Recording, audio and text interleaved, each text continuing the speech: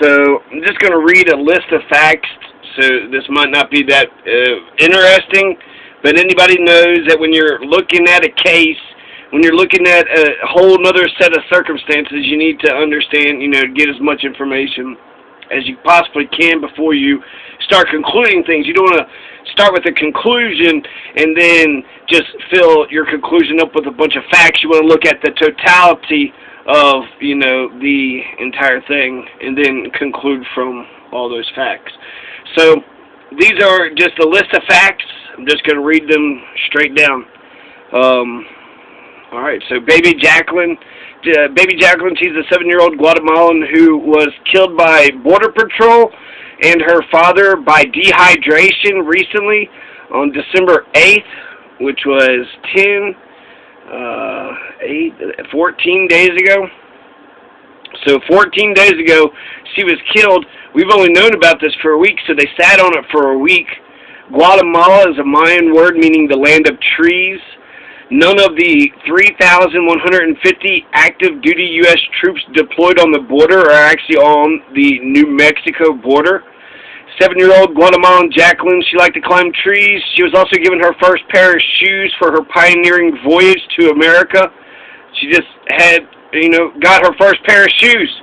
The full name of Jakelin, the 7-year-old Guatemalan who died in the custody of Homeland Security, which is currently closed since we have a government shutdown right now, which only means 75% of the government's paid up until next year, but the Homeland Security, Department of Justice, and Department of Agriculture their budget has not been negotiated, so there is no Homeland Security, and since they're going around killing Guatemalans, there is no love lost there. Homeland Security, kiss my ass.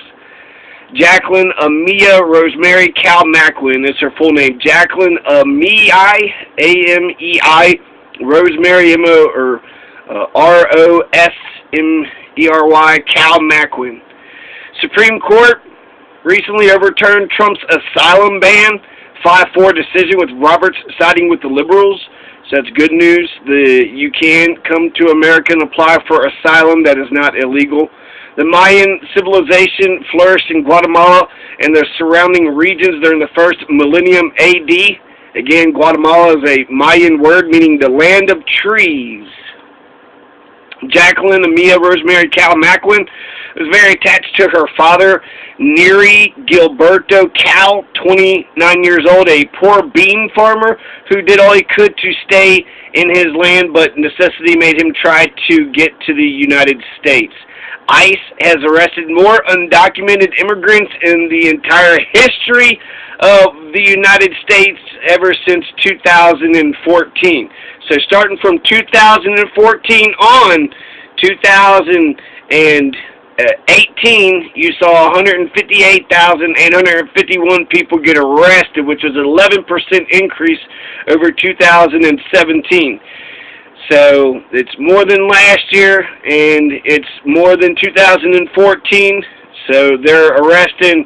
It's actually not that much more, right? So Obama is arresting a shit ton, and Trump is arresting a shit ton. 150,000, 160,000 isn't really a shit ton. There's 320 million Americans, so 160,000 doesn't seem like it's that huge of a problem. Jakelin's grandfather is Domingo Cal. He's 61 years of age, a grandfather, Domingo Cal. ICE arrest of immigrants with no criminal history jumped by nearly 1/3 to 20,464. So 20,000 is how many people who had no criminal history, so just undocumented. And criminal history can be anything. You're just accused of a crime. You're just charged with something, drunk driving or jaywalking. So DHS cannot confirm whether Jakelin consumed water or food at the facility. They keep pointing out that the father had signed some sort of I-99 file, some English form. So his first language is Mayan. They're both Quiche Mayan, which is crazy. The Mayans are still here. The Mayans are in Guatemala, and the Mayans are fighting back. His first language is Quiche Mayan. His second language is Spanish, but all the Border Patrol forms are in English. So all the forms are in English. So did he know what he was filling out, right? They probably asked him in Spanish. He probably understood the thing. But then also, when you're being captured by Border Patrol agents, there's 163 migrants and 3 or 4 Border Patrol agents. So they're not worried about the health of the people. They're just worried about tying them all up and getting them locked down, putting handcuffs on them, making sure they don't run away, put them in a pen, put them behind bars, get their names, get their, pictures, and process them, fingerprint, and all that. So that's what they're worried about, right? So the applying for asylum can be done at the ports of entry. When they apply for asylum at the port of entry, there's 40 or so ports of entry along the border of Mexico and the U.S. They have to wait in Mexico until they're approved. So if you're running away from, famine or disease or war, and you apply for asylum, well, you have no place to go. So either sit around in Mexico, which I'm sure they don't like you there, or try to make it across the United States, on your own. The official Border Patrol stats are that there have been 7,000 deaths, migrant deaths, since 2000. The migrant deaths are severely unreported. So since 2000, we've had at least 7,000 migrants, south of the border migrants, Mexico on down, right? So migrants, many times, they starve when they're walking. They share a single can of tuna or a single bottle of water. They were a very poor family, so Jakelin's grandfather, Domingo Cow, and all the cows, Gary Cow, they were farmers. They harvested corn and beans. They needed a loan just to get to America. They used farm as collateral just to get the money to pay for the trafficker, the guy who had good information, evidently wasn't a great information. They turned themselves in, too. That's another thing. There's 163 of them, and they could have all just, ran and see how far they could have got. But where they came, Antelope Wells, is really far up, and it was about 75 degrees, so they're walking to Antelope Wells, which is right on the border. It's a remote location. There's only like 2 houses there. They walk through the Bootheel Desert, Bootheel, B-O-O-T-H-E-E-L. They grouped near Camp Bounds. So there's 4 Border Patrol agents. They're on duty. There's 163 migrants turning themselves in. They're just not worried about, food and water and actually taking care of them. If anything, they're mad that they have to work. Oh, damn it, now we got some more. Now we got to do this. So Mayan forests are being raised for palm oil. So there's a lot of deforestation in Guatemala right now. And the Mayans are the rural folks in Guatemala, and their forests are being raised for palm oil. In the hamlet where Jakelin's family is from, they said that it was a lush valley. So there's lots of trees, lots of greenery. The house, it's described as being poor, but it's pretty spacious. It's more solid than this thing, and it's got a dirt floor and straw thatched roof, but very nice straw thatched roof. And it's woods, it's trees. It's built with trees. So the corner of the house is a big, fat fucking tree. So that's a good cornerstone to a building. They said that that they're only making about $5 a day.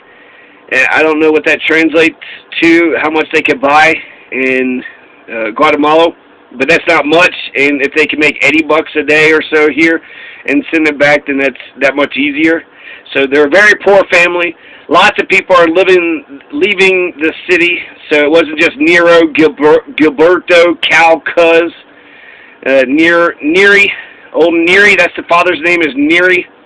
So the mayor of the town, Rauruxa, I believe is the name. Rauruxa is the town's name, and a lot of people are leaving Rauruxa because a lot of people are poor. A lot of people are, for whatever reason, lots of people are thinking they can, come up to the border. And this is under Donald Trump, this guy who's they're bringing crime and rapists and, that's been a signature of his policy is to crack down on the border. So it does seem crazy that there's an uptick in illegal immigration. It's kind of crazy. I don't know if things are getting worse or what that is. maybe they're just saying, no, enough is enough. So Jakelin was at the base for 7, 8, 9 hours. So in the very beginning, they separated her and her father. So that's the policy, is to separate them, right? And so that could have added to the shock. Not only is she dehydrating, but then, she's separated.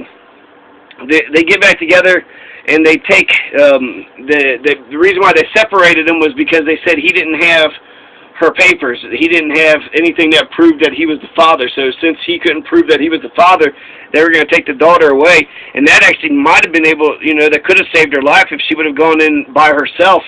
But, I mean, again, the shock of being torn from your parent. But with there's 2 buses. So they're in Antelope Wells, which is a remote location, and they go ahead and decide to bus 163 migrants up to Lordsburg. And Lordsburg is 95 miles away, which driving at 60 miles an hour, and this is, the west, so it's got to be 70, 75, the speed limit around here. And that means it should have only taken an hour and a half. It takes 2 hours or so, 2.5 hours for the bus to get up and back. But when the 163 migrants arrived at Antelope Wells, they called for a bus from Lordsburg. So it's 9 p.m. There's 163 migrants here, 4 border agents, then a bus driver from Lordsburg comes driving a bus down to Antelope Wells. They can only put 50 people on the bus. They take the children first, the unaccompanied children. So they were going to take her, but then they kept her there because she did have a father. So in a way, I don't know if she could have been saved or not, but every single second, every single hour, it takes a day or 2 for a child to die of dehydration. Probably just hours if there's physical activity. If there's physical activity in hot weather, just a couple hours, 4, 8, 16 hours. So definitely 2 days, 1 day's stretching it, but kids are little weaklings. So they held her from 9:15 p.m.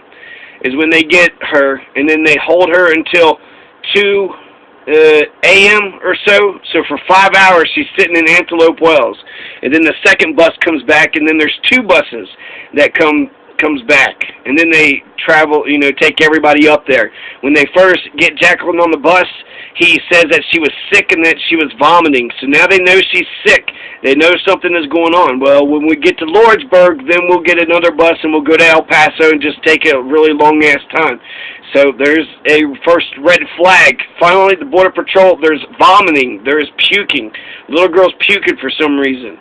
And it's on the bus. It's got to stink. It's got to be made to be uncomfortable for everybody else. And what the hell is going on with her? It looks like, sepsis shock. It looks like dehydration. Now, when she gets to Lordsburg, she stopped breathing. When they get to Lordsburg, hour and a half later, so 7, 8 hours after she got in, she is not breathing. So that's the point. I think she's dead. And she hadn't been breathing, so even if they revived her, she's going to be a zombie. She's going to be brain dead. There's going to be a lot of brain damage.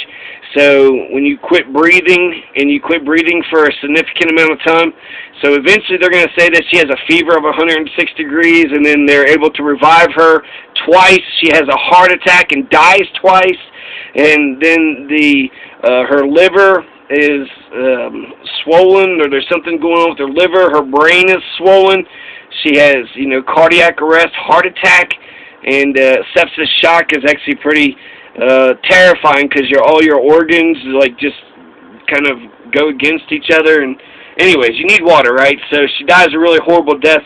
But they do all the stuff, all the extra stuff. They get a helicopter and they put, ICU and all this other stuff after she's dead. So they didn't get, when she was vomiting, they could have done something then. And if they actually had a good screening and a good culture in the very beginning, they probably could have detected it straight from the beginning. There's pediatrician groups that are speaking out about this. It could have been, this death was definitely preventable. And but for folks, for young fuckboys with guns who just are trying to catch, stop immigrants from crossing the border, to care about children, to be a medical, they did brag about them having so much 1,300 agents have been cross-trained as EMTs. So, you know, they're learning some things. Jakelin's family paid a human smuggler to sneak them across the border. So asylum wasn't really the plan, but then they did turn themselves in. So I don't know if they got caught. Then they came across with 163. I heard that they came by themselves. So why did they, you know, join up with a group of 163? There was another Cal Macwin. Her name was Mama Macwin, which is the same last name as Jakelin. Adelina Cal Macwin, Mama Macwin. She was also a refugee. She fled her mountain village after the 1954 coup in the lowland town of Panzos, where she became a leader in the fight against land evictions. The 1954 coup d'etat by the United States, the Dwight D. Eisenhower CIA 1954 coup d'etat stopped a 10-year revolution of free and fair elections and started a 36-year civil war, which just ended in 96 when Neary, the father, was 7 years old. On May 29th, 1978, Adelina Cal Macwin was murdered along with scores of other protesters. The Panzos massacre kicked off a brutal period of violence. Over the next few years, the U.S.-backed Guatemalan military murdered over 100,000 Mayans. The military especially targeted Quechua communities for massacres, and then rounded up the survivors into military-controlled model villages. A women's refugee organization honored Mama Macwin by adopting her name for its organization. The December 6th is when she entered. She's going to be pronounced dead just after midnight, December 8th. So just 27 hours, she's pronounced dead, but she was dead within 8 hours before they got to Lordsburg. So she was dead in the custody of the Border Patrol agents who had her for 7, 8, 9 hours. And she died of, dehydration, sepsis, shock. That can't be a good. The Border Patrol agents, the Congress wanted to interview the Border Patrol agents, but the Border Patrol said they didn't want to talk to them.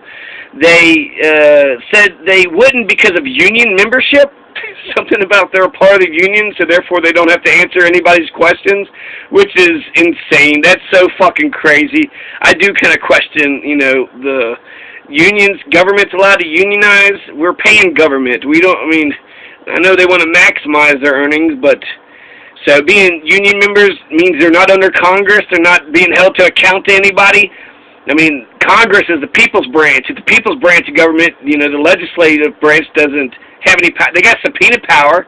Border Patrol works for the executive branch. They got some power. They got subpoena power, and they got, put pressure on Donald. I want to hear what Donald has to say about this. His policies definitely exacerbated.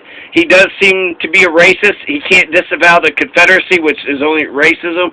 The neo-Confederate for today, 2018. Yeah, I'm sure they really know 1850s politics. Yeah, bullshit. So he hasn't disavowed that, and he's done a lot of racialist things. I want to see this him specifically. They need to ask him the question. Donald needs to be asked the question, what do you think, happened with Jakelin? What do you think should happen?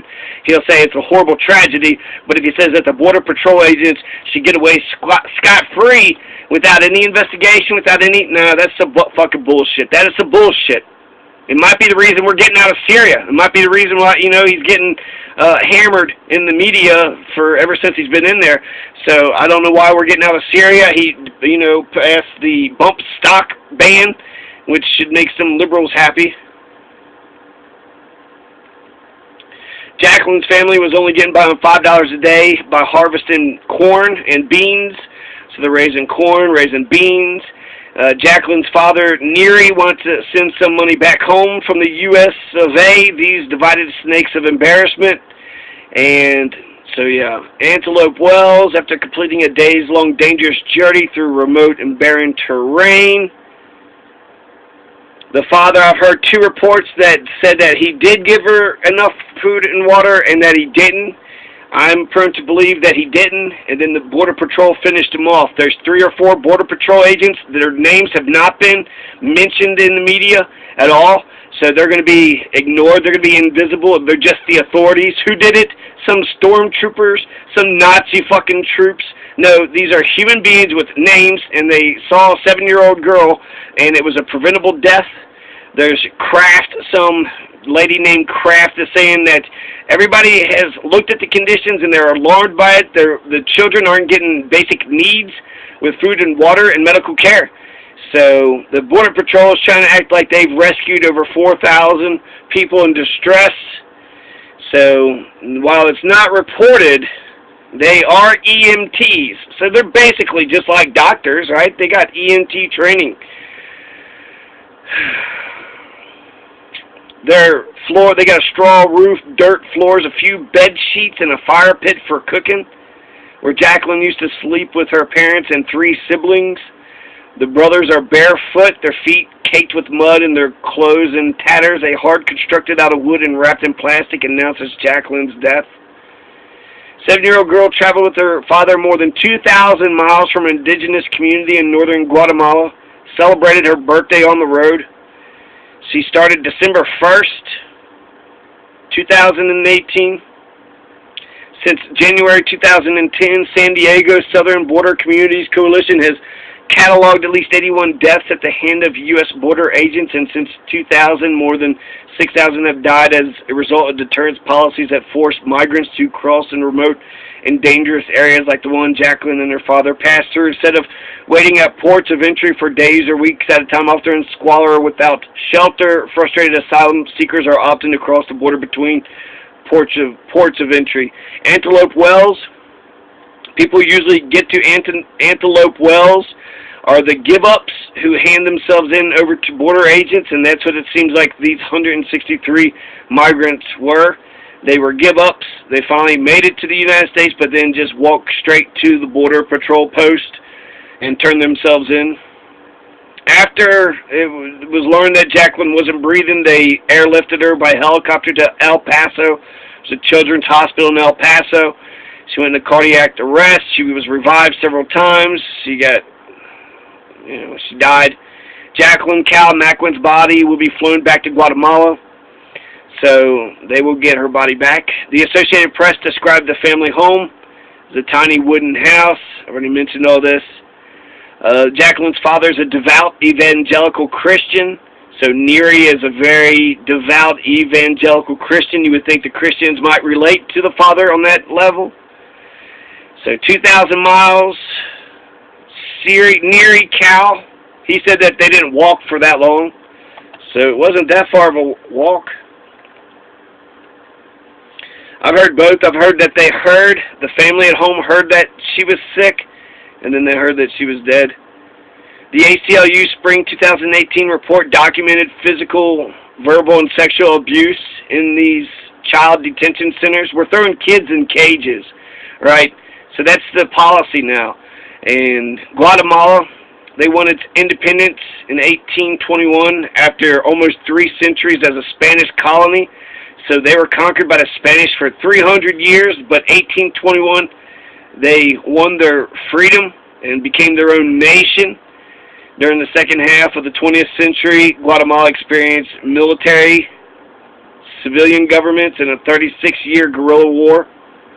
Eventually, in 1996, a peace agreement ended the Civil War, which had left more than 250,000 people dead and had created at least 1 million refugees. So why did they have a 36-year civil war? Why was 1 million refugees created? Because of the 36 Civil War. The 36-year Civil War was created by our coup d'etat in 1954. So they had democracy. They were working on democracy, being legitimately elected. So they died in the custody, right? In the U.S. Border Patrol and Homeland Security. We should shut them sons of bitches down. You can't even, if I'll just end it off with this. If I have, so I'm 4 people and I see 163 people coming towards me, but they're not all Yep, running towards me. They're not armed, and they're not, chasing me. They're peaceful. They're putting their hands up, and they're turning themselves in peacefully. And so I get them all ordered in, and I tie them all up, and I say, okay, here, here's your numbers, and here, you got your whatever. So, once they're safe and secure, and they've been processed, 163. So, I mean, that could have took 2 hours right then and there. But once, you've got them, I guess, held, then you would want to, what? Yell at them, treat them like crap. No, give them water. I would think a water line would be free. Have something in the middle of the cell. They had a sally port or something, so they're just clumped up in one big building.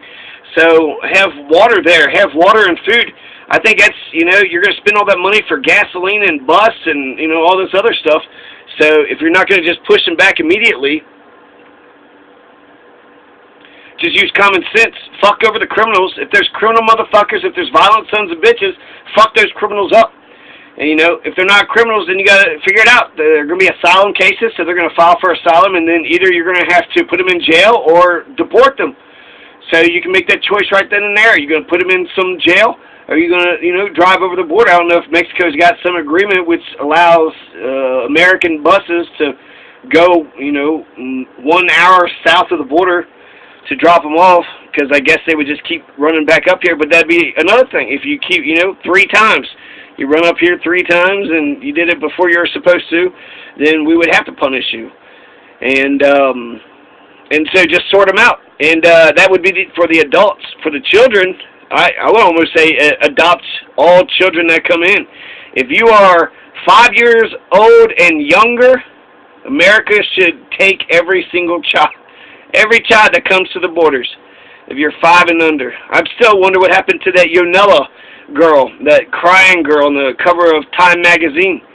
She was taken into custody, and nobody knew what happened to her. Nobody knew, is she alive? Is she dead? She's behind, behind the walls. Are they taking care of her? So I think that is a concern. It clearly is a concern now. So if I'm just to put myself in the Border Patrol agents, because it's an overwhelming situation, but this is what they're trained for, and this is what we're paying them for, and we still have, even though the government's shut down, we still have Border Patrol agents right now. So if I'm Border Patrol 104, and I see 163 coming up, and I'm able to put them all in, lock them all away, I am not dehydrating the kids. I am not starving the kids and dehydrating them. So that's just not who I am, I guess. So we can't lose our humanity. Yeah, we got to enforce the border. Absolutely, absolutely. If you're not, coming here legally, and we need to have a streamlined immigration process. What is our immigration process? Do we take 10,000 from every country, or just what? 10 people? What is it? And make sure it's fair and equitable, and you can apply for asylum and, case-by-case basis. They're trying to say that they're cracking down without a border. Somebody said it costs $1 trillion worth of social services for all the immigrants that come in here. Maybe they get on social services, or maybe they're always hiding in the shadows because they're, terrified that they're going to get deported. So, I guess I want to care about them, but I don't want to give them carte blanche. I want to take care of Americans. Americans don't take care of Americans, so let alone other people's people. So we need to take care. We're not ready for our own children. We're not ready for our own grandchildren. We're not ready for housing and jobs. We're just not. It doesn't seem like as a society we're preparing for future generations whatsoever. And so when you see immigrants, we're not even prepared for our own kids, and then you got migrants coming in. So it's like, well, what's going on? Wait a second, what's going on over here? So I could understand. And then there is always scarce economics and scarce resources. So there is something about depressing wages and getting on social safety nets. But there's also arguments about, we're the ones overthrowing their fucking government. So we overthrow the Guatemalan government. We overthrow the Honduran government. I almost think, all kids that come to our border, if we don't deport them, we have to feed them. We have to give them food and water. If we capture them and put them in our jails I mean, the wall, I guess, actually would help. The wall would prevent them from being able to come in. If they did come in, and, you know, he had a spiked wall and they fell on the spikes, that's like their own fault in a way, but they're running away. I don't like the idea of walls, and Donald's an asshole. And I remember how the goddamn Republicans treated Obama with his Obamacare. They were dicks. They didn't care if Obama and all of America come crumbling down because they wanted Obama to fail. They wanted his policies and him to fail so that way they could get their